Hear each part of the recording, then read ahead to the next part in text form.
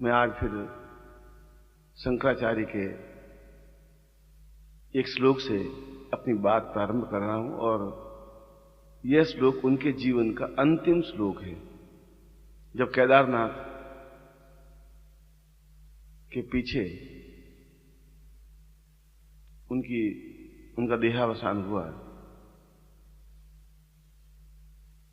उसमें उनका सिर अपने शिष्य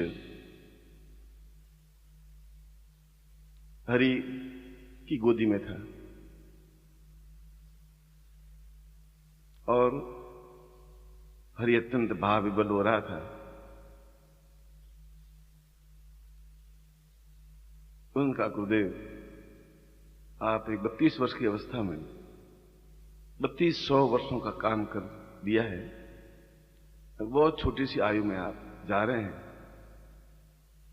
ये हमारे लिए बहुत दुखदायक है। हम नहीं समझते कि हम क्या कर सकेंगे, क्या होगा। तब उन्होंने इस श्लोक की रचना की थी और यह श्लोक उनका एक अंतिम श्लोक था।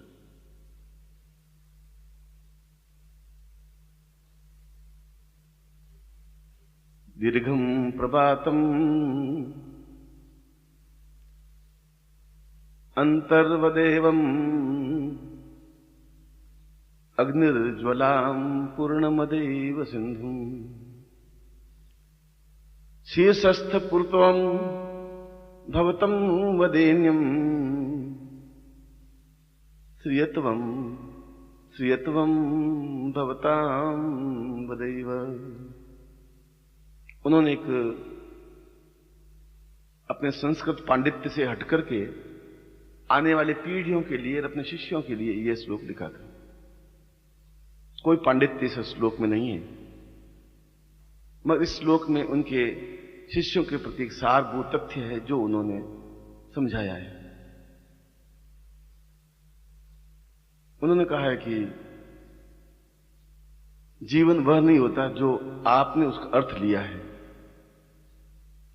जीवन वह होता है जो हाईएस्ट पॉइंट पर पहुंचा हुआ होता है, और हाईएस्ट पॉइंट उसको कहते हैं कि इस जीवन में आप पूर्ण यश के भागी बन सकें और मृत्यु के उपरांत भी आप यश के भागी बने ही रहें, वह जीवन कहलाता है।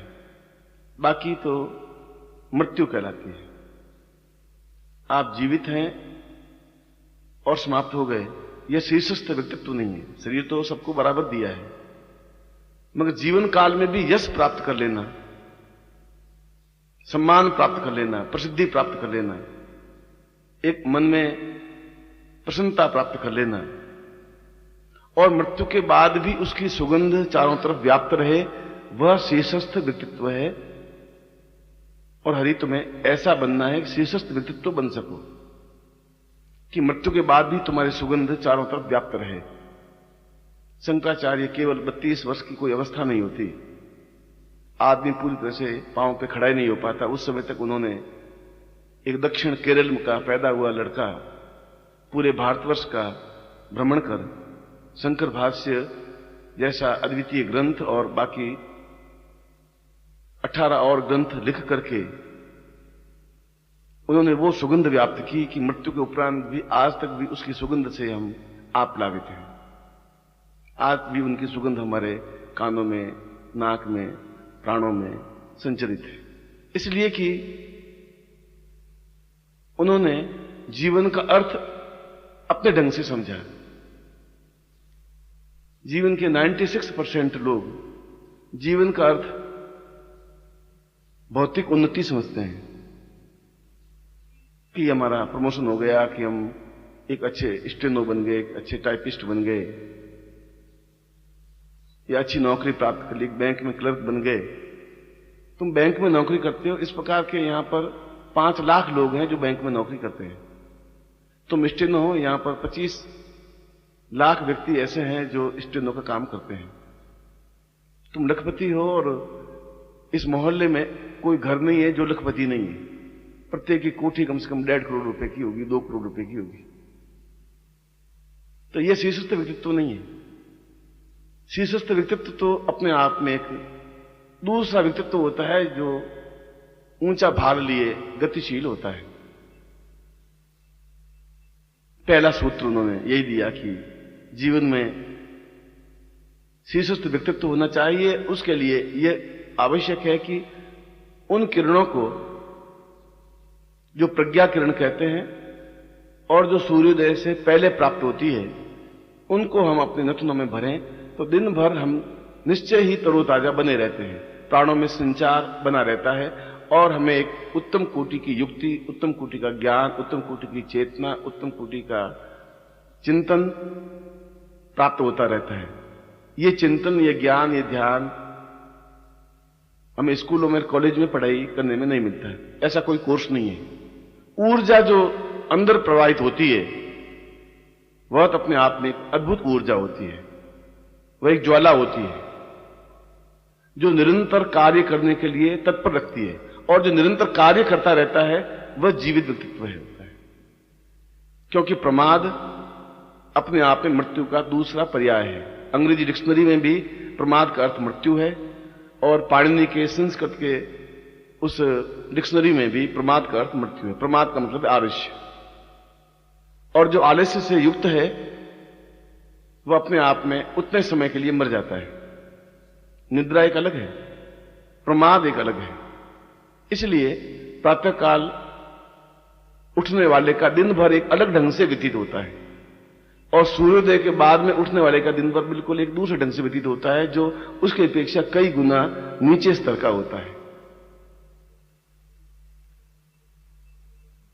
और दूसरे इस श्लोक का दूसरा शब्द उन्होंने प्रयोग किया है कि आंतरिक ऊर्जा के माध्यम से व्यक्ति की ऊर्जा बाहर से प्रवाहित नहीं होती, प्राप्त नहीं होती।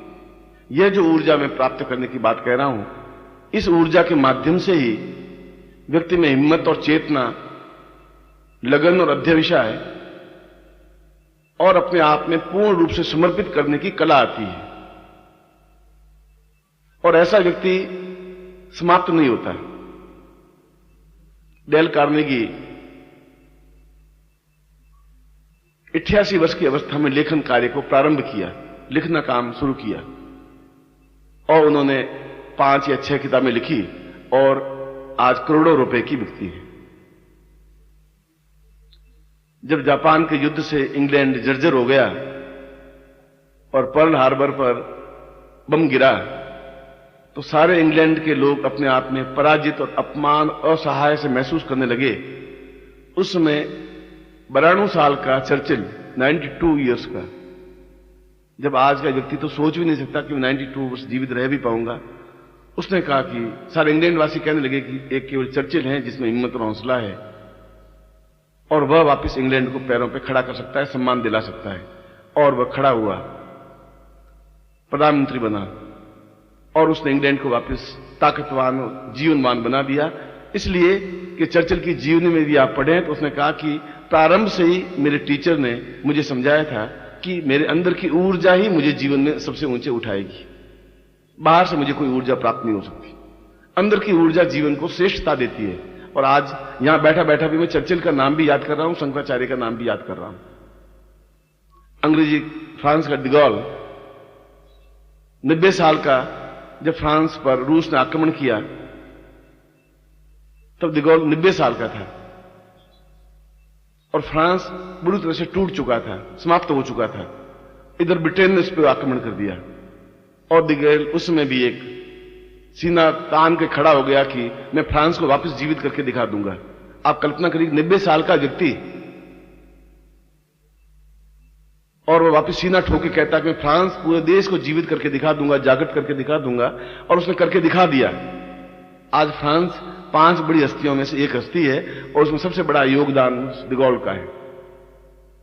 उनके सामने भी चुनौतियां आई होंगी, मगर उसमें एक आंतरिक ऊर्जा थी, एक आंतरिक चेतना थी, और ये आंतरिक चेतना व्यक्ति में स्वयं पैदा होती है। इसके लिए बाहर से कोई चिंगारी प्राप्त नहीं होती। वह तो एक अध्यवसाय से होती है,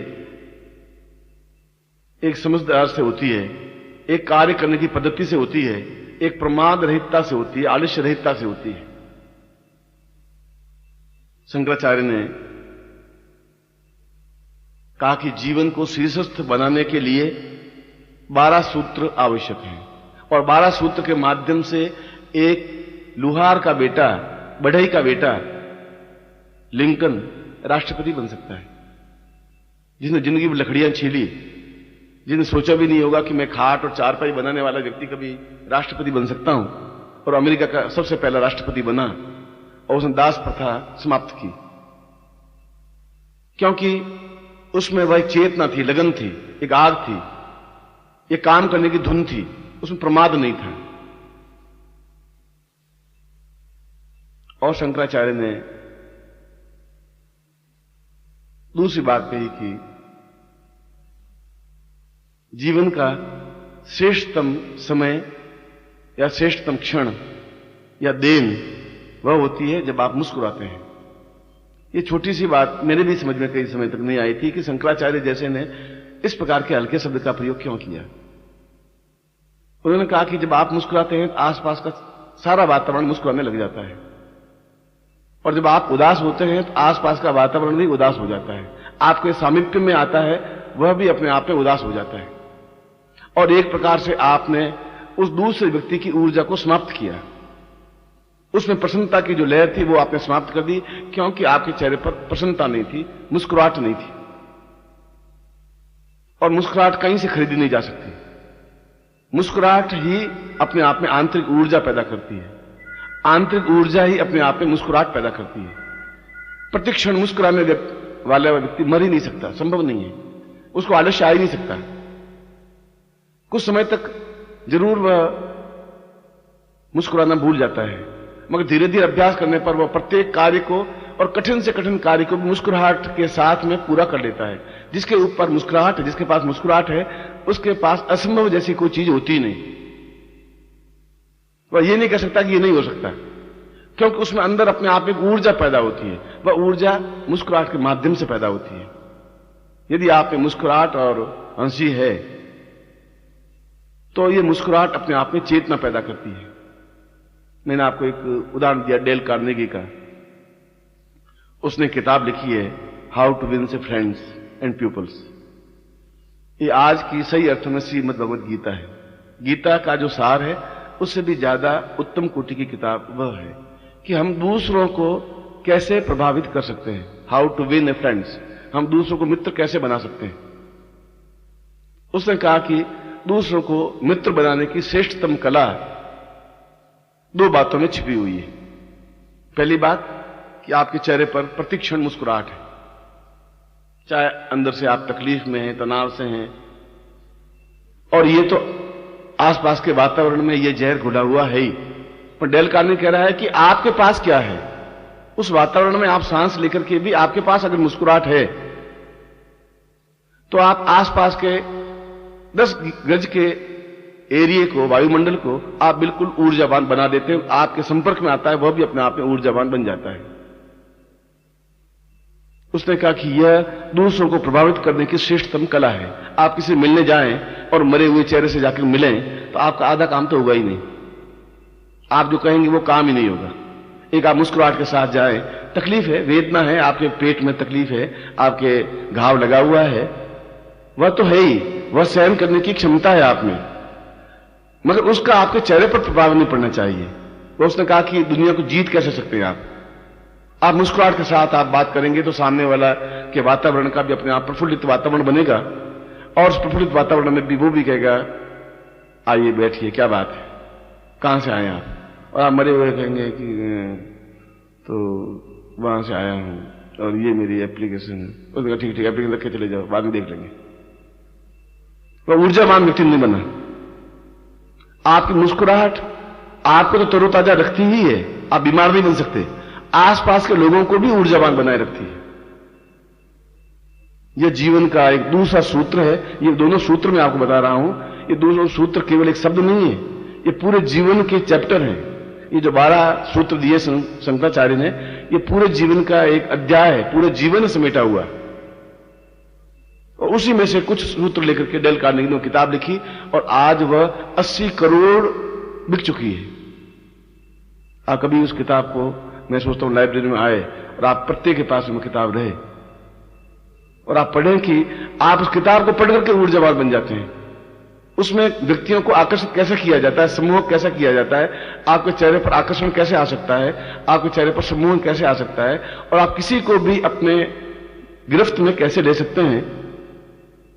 उसने कहा एकमात्र सूत्र निश्चल मुस्कुराहट है, एक नकली मुस्कुराहट नहीं है। हरदम आप मुस्कुराते हुए रहें और मुस्कुराते हुए बातचीत करें। सामने वाले अपने आप में प्रभावित होगा ही। आपका उदास चेहरा आपको डुबाता है, आसपास के वातावरण को भी डुबो देता है। और तीसरा, शंकराचार्य ने कहा कि जीवन के केवल 2 धुरियां हैं। एक धुरी आलोचना है, एक धुरी प्रशंसा है, तीसरा कोई शब्द दुनिया में है ही नहीं। आपके पास 2 ही चीजें हैं, या आप दूसरों की गलतियां निकालने वाले हैं और या आप दूसरों की प्रशंसा करने वाले हैं।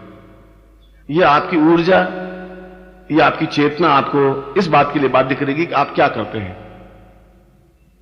एक व्यक्ति दूसरों में कमियां ही कमियां ढूंढता रहता है, इसमें गलती क्या है, इसमें गलती क्या है, इसको डाउन कैसे करें, इसको परास्त कैसे करें, किस ढंग से इसको हम डाउनफॉल कर दें।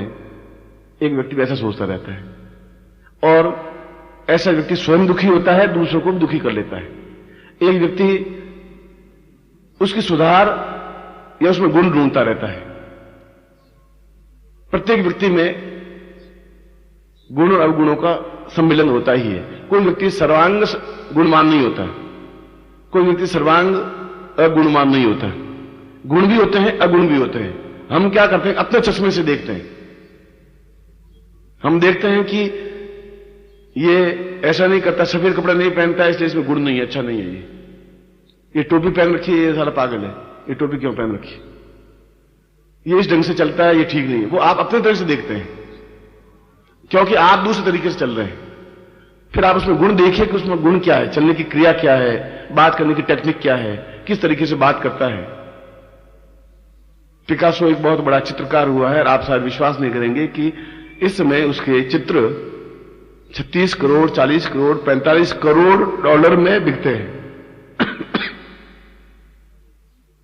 एक चित्र 40 करोड़ डॉलर में बिकता है। और प्रारंभ में जब वह चित्र, एक पहला चित्र बनाया पेरिस में, तो उसने उस चित्र को बना करके शहर के बीचों बीच रख दिया और नीचे लिख दिया कि इस चित्र में जो भी गलतियां हो उसके ऊपर क्रॉस कर दे, जिससे कि मैं इस चित्र को दूसरी बार कोई चित्र बनाऊं, अच्छा बना सकूं। शाम को वो चित्र लेने के लिए आया तो चित्र दिख ही नहीं रहा था, क्रॉस ही क्रॉस दिख रहे थे पूरे। किसी ने कहीं मुंह पे क्रॉस बना दिया, किसी ने आंख पे क्रॉस बना दिया, किसी ने मुंह पे क्रॉस बना दिया कि ये आंख थोड़ी महंगी है, ये आंख थोड़ी तिरछी है, क्योंकि उसको तिरछी आंख अच्छी लग रही थी, उसको सीधी आंख अच्छी लग रही थी। दूसरे ने फिर कहा कि नहीं, तिरछी आंख खराब है, सीधी आंख ठीक है। उसने कहा हाथ थोड़ा लंबा है, वहां क्रॉस कर दिया। पिकासो बहुत दुखी हो गया। उसने कहा कि मैं तो चित्रकार जिंदगी बन ही नहीं सकता। उसने वापस उस चित्र को वाश आउट किया, क्योंकि चित्र तो कलर से बना हुआ था और लोगों ने पेंसिल से या कोयले से क्रॉस किया था। उस चित्र को दूसरे दिन वापस रखा, उसमें नीचे लिख दिया कि कृपया आप इस चित्र में जो भी गलती दिखे उसमें सुधार कर लें। ये नहीं लिखा कि इसमें गलतियां निकालें। दूसरे ने लिखा उससे भी बड़ा चित्र का अच्छा चित्र, किसी ने उसको ओठों को थोड़ा ठीक कर दिया, किसी ने उसकी आंख को ठीक कर दिया, और वह चित्र सुबह जो पिकासो ने बनाया था उससे बेटर चित्र बन गया। अब आदमी को आप किस प्रकार से लेते हैं, अगर उसको ये प्रेरित करते हैं कि आप गलतियां निकालें तो आदमी गलतियां निकालने लग जाते हैं। आप मुझ में गलतियां निकालना चाहें तो आप 200 गलतियां निकाल सकते हैं, मगर मुझ में 10 गुण होंगे ही होंगे। आप में प्रत्येक में क्या गुण है वो आपको भी ज्ञान नहीं है। दूसरा आपको बता सकता है तुम्हें ये गुण है, तुम ऐसा कर सकते हो, और वो हिम्मत के साथ में वो ऐसा कर सकता है, कर लेता है। मैं कह रहा हूं 90 साल का चर्चिल, 92 साल का चर्चिल इंग्लैंड को संभाल सकता है। 90 साल का व्यक्ति दगाल अपने आप में फ्रांस को वापस खड़ा कर सकता है। एक टांग टूटी हुई एहलूवालिया जो सैनिक था, मेजर जनरल था, और उसने निश्चय किया कि मैं हिमालय की सर्वोच्च चोटी पर पहुंचूंगा। लोगों ने खिल्ली उड़ाई, तुम एक टांग टूटी हुई लकड़ी की, तुम एवरेस्ट की चोटी पर पहुंचने की सोच रहे हो, पागल हो, दिमाग खराब तुम्हारा। उसने कहा दिमाग खराब है ही नहीं, मेरे अंदर ऊर्जा है और मैं निश्चित रूप से पहुंच के दिखा दूंगा आपको। और उसने एक टांग के सहारे ठेठ ऊपर एवरेस्ट की चोटी पर पहुंच गया। आज भी अहलूवालिया जिंदा है। मीर सेन केवल 12 साल के थे और उसने कहा कि मैं इंग्लिश चैनल को पार करूंगा तैर करके, और सबसे कठिन है इंग्लिश चैनल पार करना। लोगों ने कहा कि तुम, उसके बाप को कहा कि पागल है, तुम थोड़ा समझाओ। लड़के ने कहा कि मुझे मालूम है कि मुझे में क्या क्षमता है। बाप ने भी कहा कि मैं अपने बेटे की ऊर्जा समझता हूं, अगर मैं फेंकूंगा नहीं समुद्र में तो तैरना सीखेगा भी क्या अपने आप में ऊंचा उठेगा, लोगों के होठों पर नाम क्या बनेगा, और उच्च कोटि का बनेगा कैसे। फिर इसमें गुण है, ये मुझे मालूम है, आई नो। और उसको कहा मिशन तुम जाओ, वेल मछलियां खा जाएगी तो डूब जाएगी, तो कोई बात नहीं, मेरे 2 बेटे हैं, मैं समझूंगा एक बेटा मेरा चला गया और तुम जिंदा रह गए, आने वाली पीढ़ियां भी तुम्हें याद करेगी कि मीर सेन नाम का कोई व्यक्ति था। और 12 साल की उम्र में उसने इंग्लिश चैनल को पार किया। 62 मील चौड़ी है, जो इंग्लैंड और फ्रांस को मिला थी बीच में, इंग्लैंड और फ्रांस के बीच में। और अगली बार उसने गया भी और वापस भी आया, इंग्लिश चैनल को पार किया, जबकि उसमें लहरें 80-80 फुट की ऊंची उठती हैं। बहुत कठिन है इंग्लिश चैनल को पार करना। उसके बाद तो कई लोगों ने पार की। 12 साल का लड़का ऐसा क्यों कर सका? ऐसा कि बाप ने कहा कि इसमें गुण है, उसको खुद को मालूम नहीं था मुझ में ये गुण है। आप में भी 80 दुर्गुण हो सकते हैं, पर 20 ऐसे गुण हैं जिनका विकास आपको मालूम नहीं है कि आप कैसे कर सकते हैं। उन गुणों का अगर आप विकास करें तो वे जो दुर्गुण हैं, जो न्यूनता है, उदास रहना, आलोचना करना, डरना, घबराना, भयभीत होना, गुरु जी नाराज हो जाएंगे तो क्या हो जाएगा, गुरु जी हमारी बात सुनते ही नहीं, किसी और की बात ही सुनते हैं, गुरु जी शायद हमें पहचानते ही नहीं, कोई एक ही व्यक्ति हम सब पर हावी है, दूसरा कोई हावी नहीं है, हम करें तो क्या करें। ये तुम्हारा डर जो है वो तुम्हें बिल्कुल डुबो देता है। जब आप निर्भय हैं, निश्चिंत हैं, जब आप निर्भय हैं, निश्चिंत हैं, तो दूसरा तुम्हारा कुछ बिगाड़ नहीं सकता, संसार भी कुछ नहीं बिगाड़ सकता तुम्हारा। जब तुम्हारे सामने, तुम्हारे खुद में ही मन में भय है कि गुरु मेरे हैं ही नहीं, तो गुरु तुम्हारे होंगे भी कैसे? जब गुरु तुम्हें कह रहे हैं कि तुम निश्चिंत रहो, तुम्हारे साथ मैं हूं, कोई व्यक्ति तुम्हारा बिगाड़ सकता है, ये संभव ही नहीं है। हिम्मत, हौसला तुम्हें होना चाहिए, क्षमता तुम्हें होनी चाहिए, पुरुषार्थ तुम्हारा होना चाहिए, मगर आलोचक नहीं होना चाहिए, क्योंकि किसी भी व्यक्ति में गुण भी होंगे। उस गुणों को आप देखिए, और जब गुण देख लें तो फिर मुस्कुराहट के साथ बातचीत कीजिए। और वो बातचीत कीजिए, डेल कार्नेगी ने कहा कि मुझे मकान किराए पर लेना था, और एक बुढ़िया का मकान मुझे बहुत पसंद आया कि कम पैसों, मेरे पास पैसे भी नहीं थे, उस मकान में मैं रहना चाहता था। बुढ़िया अकेली थी और बुढ़िया झगड़ालू बहुत थी, लड़ाई झगड़ा ही करती रहती, 24 घंटे लड़ाई झगड़ा करती, फूलों को फूल छांटती रहती, फूलों को गालियां देती रहती, टहनियों को साफ करती, टहनियों को गालियां देती रहती, दीवारों को गालियां देती रहती। उसके काम यही था, आलोचना करना, गालियां देना, बस। उसने कहा इस औरत से कैसे मैं, एक बार गया भी डर,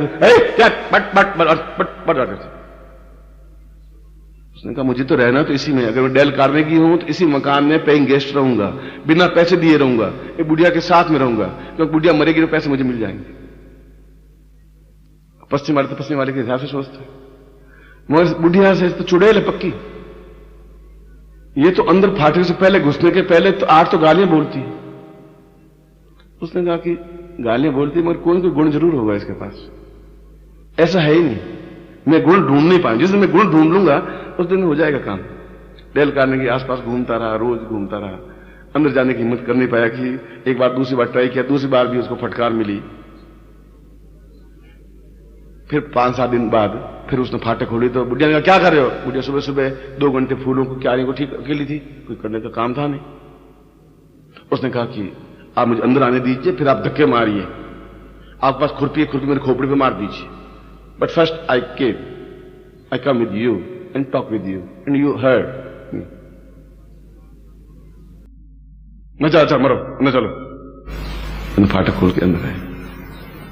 उसने कहा कि आप 50 साल की हैं, जबकि वो 90 साल की थी। तुम 50 साल की दिखती हैं, क्योंकि 50 और 45 के बीच में दिखती हैं। अब औरत को कोई 90 साल की बुढ़िया को 45 कहे तो खुशी होगी, वो नाराज तो हो ही नहीं सकती। उन्होंने कहा नहीं मैं 90 साल, आप 90 साल दिखती नहीं है जरूर आप कहती होंगी तो झूठ तो आप बोल ही नहीं सकते, संभव नहीं है। मैं दिखती आप 45, ज्यादा छलांग लगाऊं तो 50। उसने पूछा तुम कहां से आए? उसने कहा कहां से आऊं, मतलब मेरा तो कोई है नहीं आसरा, मैं धर्मशाला में ठहरा हूं, मगर आपको फूलों से बहुत प्रेम है, ये बात देखा है कि फूल तो बचपन से मैं फूलों को ठीक करती थी, उनका ये देखा। और जो फूलों से प्रेम करता है उसके मन में दया ही दया होती है। उनका मैं बहुत दया, लोग बहुत दुष्ट जाले में साले, बहुत बदमाश है, मेरा पड़ोसी बहुत हो, ये बहुत साला गंदा है, वो बहुत बेटा, वो डेफिनेटली है, मगर फूलों से प्रेम करने वाले के हृदय में दया के अलावा कुछ होता ही नहीं। ये बात मैंने देखी है, और आपके हृदय में दया ही दया है, ये बात तो निश्चित रूप से। उन्होंने कहा मैंने कुत्ते को भी कभी डंडी नहीं मारी, देखो फूलों को भी मैंने बहुत छीलता हूं तो ढंग से छीलती हूं। उसने कहा आप इतनी सी बात करके उसने कहा मैं जाता हूं। अच्छा बेटा कल फिर आना था, आप कहती तो आ जाऊंगा। उसने चला गया। 25% तो लड़का तो ठीक है, लड़के ने ठीक उसने किया। 2 दिन फिर आया, उसने कहा कि लाओ मैं थोड़ा मिट्टी ठीक कर लूं। नहीं नहीं तुम नहीं करोगे। आप कहते नहीं करता, मगर मैं सीखूंगा कैसे? आपसे तो सीखूंगा, ये गुण आप में, मुझ में तो है नहीं ऐसे। आपसे सीखूंगा तो मैं भी फूलों से प्यार करना सीखूंगा, फूलों से प्यार करना सीखूंगा तो मुझे भी मालूम पड़ेगा मुस्कुराहट क्या होती है, फिर मालूम पड़ेगा कि मैं 90 साल का होकर भी 40 साल का कैसे दिखता हूं। आप ये ज्ञान गुण मुझे दीजिए, नहीं सिखाइए थोड़ा। ऐसे झगड़ालू स्त्री के घर में आकर के भी वो रह ही गया। कैसे रह गया? उसने बातचीत वहां से शुरू की जो बुढ़िया को पसंद थी। आप बातचीत वहां से शुरू करते हैं जो आपको पसंद है, बस बिल्कुल गमी यही। आप कहते हैं मैं ऐसा हूं, मैं ऐसा हूं, अफसर कहता है साला ये अपना गुण इसको रवाना कर गया, ऐसे फाटक रखता है, जाओ हो गया बात, देख लूंगा बात। बातचीत हमेशा दूसरों के इंटरेस्ट से पैदा की जाती है। उनका गुण क्या, वो क्या चाहता है, किस ढंग की बातचीत करना चाहता है।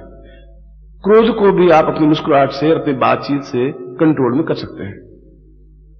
शंकराचार्य भी यही कह रहे हैं। और ऐसा तब हो सकता है